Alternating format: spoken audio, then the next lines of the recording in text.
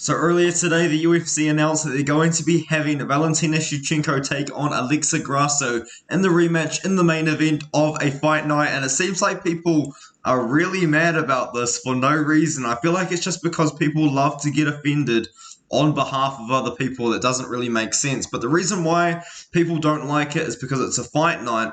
But the reason why I don't like it is because it is in Mexico. I knew that these two were going to headline a fight night. Like, these two aren't going to sell pay-per-views if they're the headliner. I mean, I think the UFC learned that the hard way with 289, with Nunes taking on Aldana. That probably sold no pay-per-views whatsoever. My issue with the fight is actually the location of the entire card, because it's going to be taking place, I believe, in around September, and it's not in Mexico, with Alexa Grasso as the headliner, with Lupita Godinez, who is Mexican, on the card. I believe Anthony Hernandez potentially has Mexican descent. I could be wrong. But this card, instead of being taking place in Mexico in September, around the kind of period where the Mexican Independence Day is celebrated, they're going to be doing it in Nevada. That is my personal problem with this card. I've got no issues with it being a fight night whatsoever. In fact, I kind of knew this was going to be a fight night. I mean, come on, with any kind of experience of watching MMA and understanding how pay-per-views work would have known that this was not going to be a pay-per-view headliner. If it was going to be on a pay-per-view, it was going to be the co-main event. But with that being said, now let's get into it. Alexa Grasso taking on Valentina Shevchenko. People are mad. They're mad because Alexa Grasso can't get pay-per-view points for this fight. Unfortunately for people, they're dumb. You don't just automatically get pay-per-view points for being the champion. I believe there's actually quite a bit involved to get pay-per-view points. I could be wrong though. Maybe I'm dumb. But to my understanding, you don't just get pay-per-view points for being a champion. I believe for the majority of the time, you actually don't get pay-per-view points until you've become a defending champion, or until you've actually headlined a pay-per-view before. And for Alexa Grasso, that just hasn't happened yet, so she wouldn't be eligible for pay-per-view points anyway.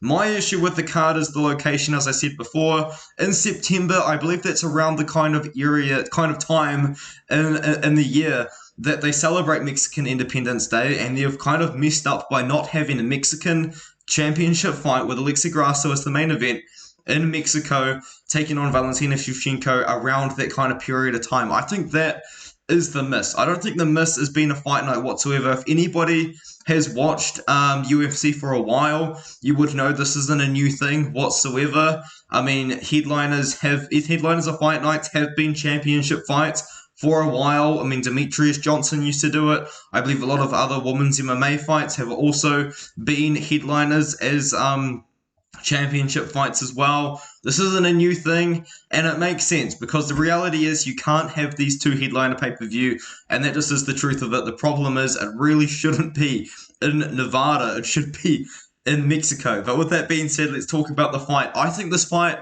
could be interesting. I don't know what the odds are for the fight whatsoever, but personally, I am going to go with Valentina Shevchenko again, but there's a lot of really good reasons why you should pick Alexa Grasso in this matchup, and I think it really does come down to one of the early rounds. I believe it's the very first round where Alexa Grasso arguably won the round in a pure striking fight. In a pure striking round, Alexa Grasso was having a lot of success on the feet. But when Valentina Shevchenko was able to get the wrestling going and make the fight really boring, take down her opponent and control on top, that is when Grasso was starting to struggle a little bit. On the feet, it was competitive, but it did seem like Valentina Shevchenko was on her way to taking over the fight and winning the fight. But the problem is as well, Shevchenko's a little bit delusional about how the fight went, because that fight, if that went into the fifth round and Grasso, didn't get the rear naked choke, it would have been 2-2. Going into the fifth, it really would have been, with a big momentum shift in the Grasso side. So,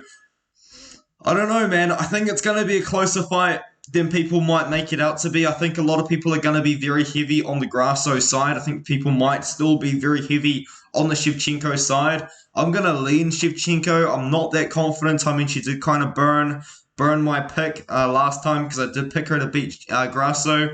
I think I said something along the lines of there's going to be a time to fade Valentina Shevchenko, and against Alexa Grasso, I don't think it's going to be the time. And hey, it's okay. I was wrong.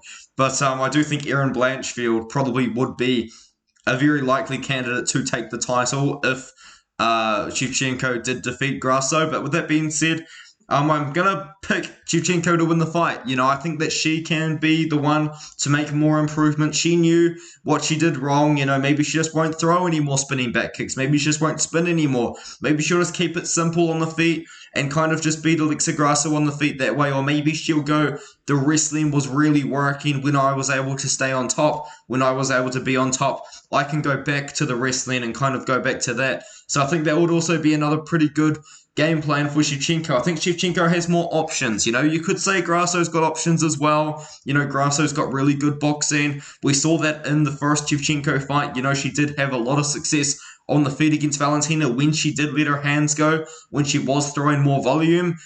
But I'm going to go with Shevchenko again, man. I think that she gets it done.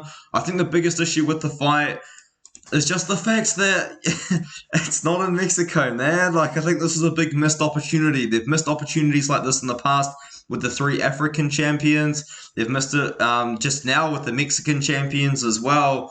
I don't really know what their plans are, man. This would be the perfect card to have in Mexico with the headliner Grasso Shevchenko, and then just have more Mexican fighters on the card. There's lots of Mexican fighters in the UFC. I could rattle a few off if you gave me time, but I think there's definitely going to be time for more Mexican fighters to be on the card. It just doesn't make sense. They've already got Lupita Godinez and Grasso. I believe, once again, Hernandez has Mexican descent. I'm not sure, but you kind of understand where I'm going here, right? I feel like this is a big missed opportunity. They should have done this card in the country of Mexico. But let me know what you think, and I'll see you guys in the next video.